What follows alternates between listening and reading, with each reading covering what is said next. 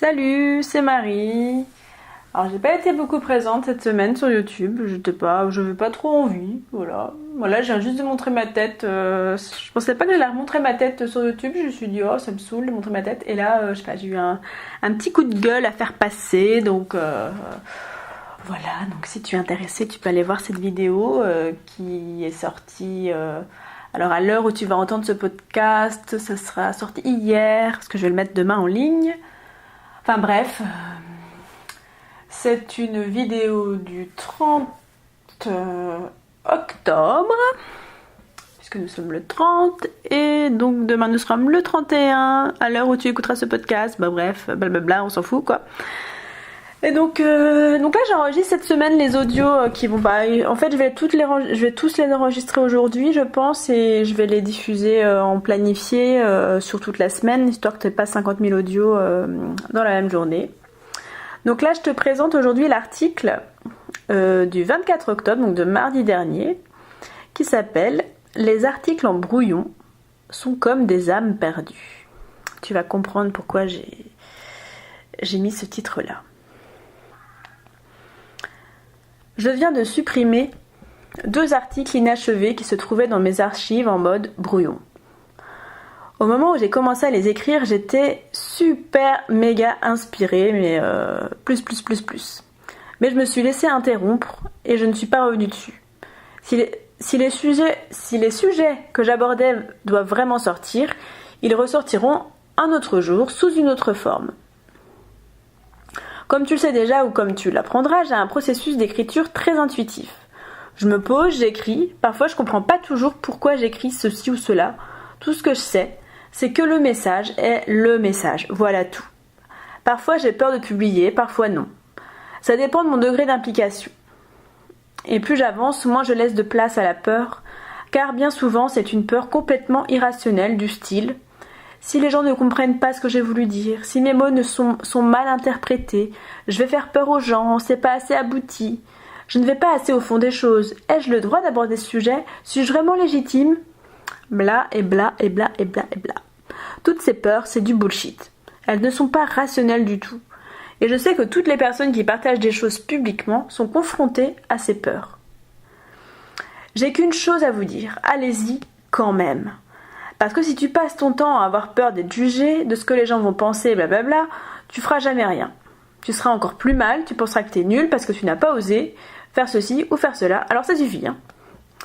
Hier, je discutais avec un développeur qui me suggérait de rédiger pour le web, écrire pour d'autres gens. Sauf que je ne suis pas certaine que cela soit dans mes cordes. Enfin, plus exactement, à l'heure où j'écris, j'en ai pas envie. Je n'ai pas envie de réfléchir au nombre de mots ou de lignes que je dois écrire à tel ou tel mot-clé que je dois répéter je ne sais pas combien de fois pour le référencement. C'est un super beau métier et j'admire ceux qui savent le faire, mais ce n'est pas pour moi. Quand j'écris, je ne réfléchis pas vraiment en fait. J'écris, c'est tout. J'écris ce que je ressens dans l'énergie du moment. C'est pour ça que les articles inachevés sont comme des âmes perdues.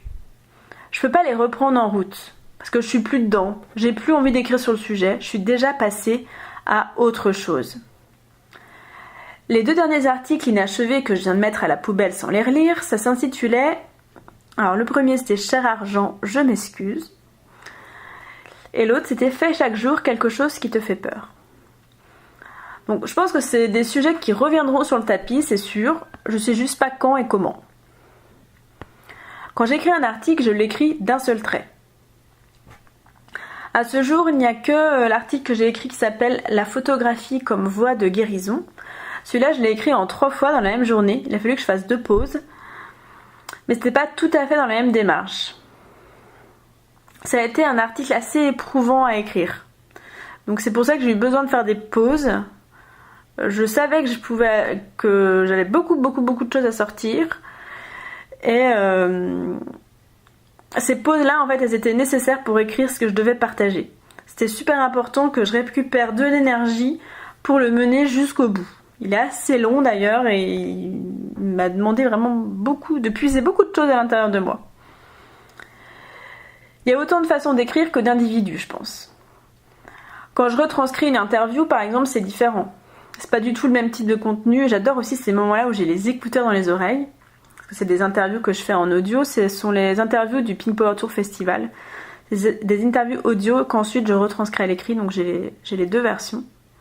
Donc c'est assez long comme travail, mais j'adore aussi le faire parce que je me reconnecte à l'échange que j'ai eu avec la personne et souvent je redécouvre de nouvelles choses ou j'entends un message qui me touche particulièrement et que je dis « Ah, ce message-là, c'est pour moi ». C'est aussi pour toi, mais quand je l'ai dans les oreilles toute seule, je le prends pour moi. C'est comme si je vivais l'interview une 2e fois, avec un autre regard et une écoute différente aussi. Bon, bref, je viens de t'avouer sur la place publique que j'écris n'importe quoi, n'importe comment. Bon, ça va, je le vis plutôt bien. Et toi ? Quel est ton processus d'écriture si tu écris ? Est-ce que tu aimes écrire ? Est-ce que tu as peur d'écrire ? Comment est-ce que tu partages ton message ? Dis-moi tout. En tout cas, si tu as des choses à partager au monde et que tu ne le fais pas à cause d'une des peurs énumérées plus haut, sache que ce sont des excuses de merde. Alors mets-toi au boulot maintenant.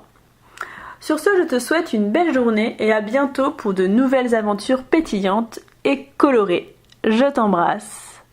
Marie, photographe de l'âme, révélatrice de beauté, éveilleuse des consciences.